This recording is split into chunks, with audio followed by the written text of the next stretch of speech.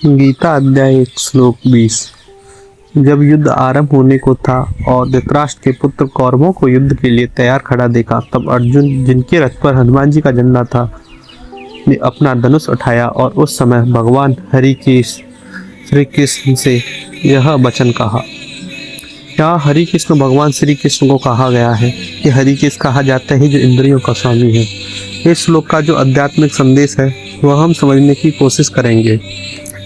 यहाँ श्लोक की शुरुआत में आ रहा है कि धृतराष्ट्र के पुत्र, और धृतराष्ट्र किसका प्रतीक है कि वह अंधकार का।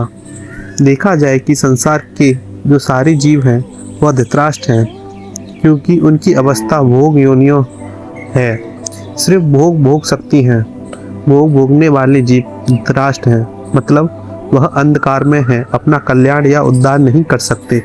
और धृतराष्ट्र के पास क्या था कि धृतराष्ट्र के पास संजय था।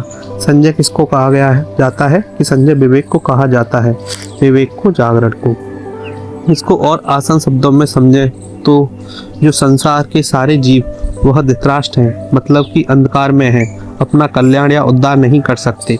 बस मनुष्य के पास विवेक है अपना उद्धार करने का, पर जो मनुष्य है वह भी धृतराष्ट्र बना हुआ है, मतलब अंधा बना हुआ है। आज के मनुष्य और पशु में ज़्यादा अंतर नहीं है। वह अपने उद्धार या कल्याण का ना सोचकर इस माया जगत में लगा हुआ है और जानवरों से भी बुरे कर्म कर रहा है। श्लोक के आरंभ में आता है कि धृतराष्ट्र के पुत्र को युद्ध के लिए तैयार देखा। अगर उसका अर्थ निकाला जाए तो धृतराष्ट्र अंधकार में क्यों है? क्योंकि वह अंधा है। और अंधा क्यों है? क्योंकि वह पुत्र मोह की वजह से। उसके पुत्र जो कौरव हैं वह किसके तात्पर्य है कि वह लोभ, मोह, काम, इच्छा, क्रोध, अहंकार आदि। अगर इसको आसान भाषा में समझा जाए तो जो आज का मनुष्य है वह भी धृतराष्ट्र बना हुआ है। क्यों? क्योंकि वह काम, क्रोध, लोभ, मोह, अहंकार में अंधा बना हुआ है, धृतराष्ट्र बना हुआ है। अगर ये हम अपने ऊपर अनुसरण करें तो हम भी धृतराष्ट्र हैं। क्यों? क्योंकि हम बात बात पर क्रोध करते हैं। हमारे पिता, पति, अध्यापक हमसे कुछ कह दें या डांट दें तो हम कितनी जल्दी क्रोध में आ जाते हैं। हमको कितनी जल्दी किसी से मोह हो जाता है। हम अपने धन, अपने बेटा, अपने पिता पर कितना अहंकार करते हैं। क्या हम धृतराष्ट्र नहीं हैं? हम सब भी धृतराष्ट्र हैं। अगर हम धृतराष्ट्र बने रहे तो हमारा क्या होगा? वह होगा जो धृतराष्ट्र का हुआ, विनाश।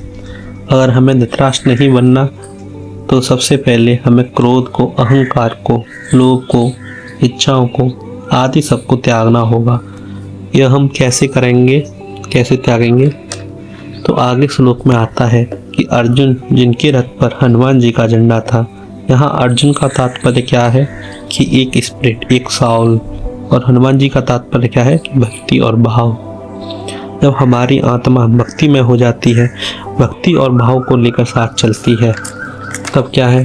तब हम धृतराष्ट्र से आज़ाद हो जाते हैं। आगे श्लोक में क्या आ रहा है कि अर्जुन ने धनुष उठाया और हरि केश से यह वचन कहा। हरि केश यहाँ भगवान श्री कृष्ण को कहा गया है। हरि केश कहा जाता है इंद्रियों के स्वामी को। यहाँ आत्मा इंद्रियों के स्वामी से क्या वचन कह रही है और क्या नहीं कह रही, यह हम गीता के अगले श्लोक में जानेंगे। हम इस श्लोक का यही अंत करते हैं। धन्यवाद।